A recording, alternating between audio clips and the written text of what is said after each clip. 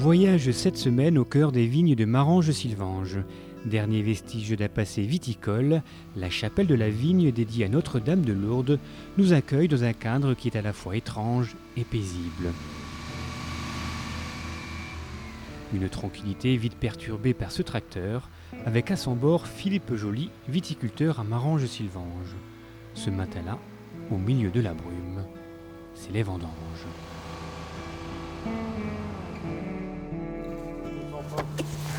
Ça se passe bien, ça va? Ça va, très bien. Dommage qu'il fait froid. Mais dommage que c'est un petit peu humide. Il y a 13 ans, Philippe Joly plante pour la première fois des vignes sur les côtes du village. Amoureux avant tout des bons vins, il souhaitait redonner vie à un passé viticole important.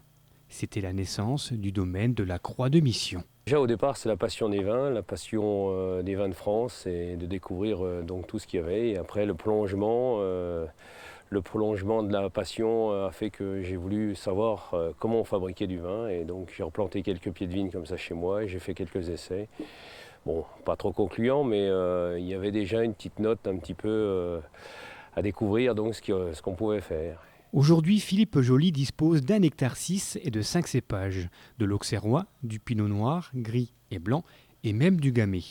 Nous sommes loin, très loin des 123 hectares de vignes qui existaient ici au XIXe siècle, mais peu importe. Pour Philippe Joly, la priorité c'est tout d'abord de se faire plaisir et faire du vin, du bon vin, la marque de fabrique d'un bon viticulteur. Un bon viticulteur, c'est quelqu'un qui va bien travailler dans sa vigne, qui va bien amener les choses et puis qui va garder une bonne philosophie du vin et de la vigne et qui va faire des bons vins.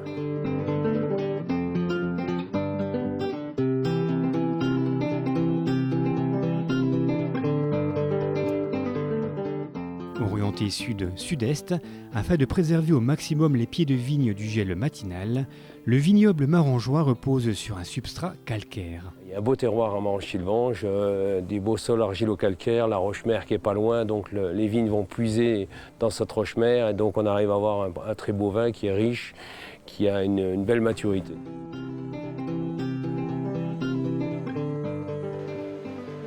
En 2007, 6000 bouteilles sont sorties des caves du domaine de la Croix de Mission. Pour cette année, Philippe Joly espère faire aussi bien, malgré un ensoleillement estival défaillant. Œnologiquement, maintenant, on arrive à faire de très gros efforts maintenant, donc on arrive toujours à avoir de bons millésimes. Après les excellents millésimes, c'est vrai qu'il faut des années bien spécifiques. Bon, cette année, je trouve que comme l'année dernière, on sauve quand même la saison et je pense qu'on aura un beau millésime.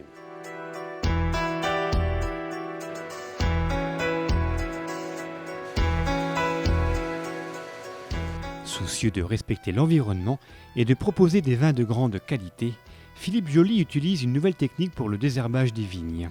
Fini le désherbage chimique, place au désherbage thermique. De même, il traite les vignes de manière raisonnée et uniquement en cas de besoin. Des méthodes longues et difficiles, mais nécessaires selon le viticulteur.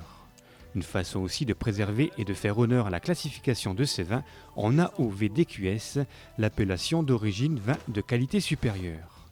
Être viticulteur aujourd'hui, c'est un métier, même si pour Philippe Joly, c'est avant tout une passion débordante qui laisse peu de place au hasard. Est-ce que c'est difficile aujourd'hui d'être viticulteur ? Que ce soit à Maranges ou ailleurs. Ou n'importe où, et c'est sûr que ça devient difficile, il y a beaucoup de contraintes, il y a des cahiers des charges à respecter, il y a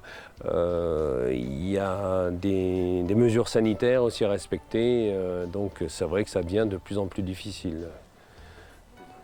Donc on se retrouve en mars, c'est ça, ou en avril pour la mise en bouteille à peu près? Voilà, mise en bouteille en avril-mai, la première mise en vente du nouveau millésime 2008. Rendez-vous donc en avril 2009 pour suivre cette mise en bouteille. En attendant, voici quelques suggestions d'accompagnement, histoire de vous mettre l'eau, ou plutôt le vin à la bouche, avec pourquoi pas le millésime 2007, toujours disponible à la vente. L'auxerrois, bon, moi, bien souvent je le conseille, c'est avec avec des charcuteries, avec une quiche lorraine par exemple, ça va très très bien. En apéritif, un apéritif comme ça, tout simple, ça va très très bien. Le pinot gris, il ira mieux sur des crustacés, des fruits de mer, des escargots. Les barriques de blanche, donc c'est l'assemblage auxerrois pinot gris, lui ira très bien sur des poissons en sauce, sur des volailles en sauce, sur de la viande blanche, ça va très très bien.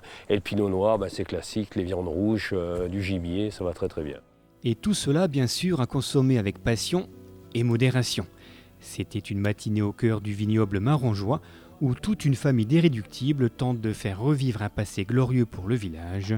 Une tentative, pour le moment, très concluante. Ça mouille. Ah, c'est pas trop dur? Non, pas du tout. Ça se passe bien? Quand on va aller chercher au pied, là c'est dur. Mais là, c'est bien, là, en haut comme ça. Ah, vous êtes debout, c'est tranquille? Bah oui, c'est bien ça. C'est bien planté.